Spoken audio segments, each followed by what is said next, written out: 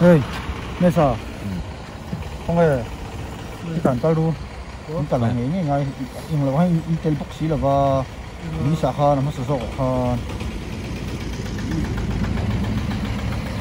Bên này in lên mình cũng khan. In hàm đôn anh nha. In hàm đôn nha. Bread analyzer anh tí, anh lâu tí quá mày. Anh mình giặc, anh lâu in tar quá mày. Cái chú cái là hoàn toàn đấy, nó hay tốt rồi nè. Anh sẽ đôn thấu thấu chứ. Khi ta cái lâu sầu đấy mày. Bắt thấu đó gì đấy. Best friend anh đi. It's a prank. Nuông tờ lâu thế. Tôi đã khẳng định cái gì tôi đã khẳng định cái gì sấy té lắm. Tôi đã tăng han cắt tùm tắc chuan lâu chen chi han. Ra sắp khi cắt tùm này hết ta. Cái cô mà. Mà tao xuống.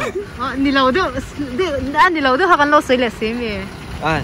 Prank.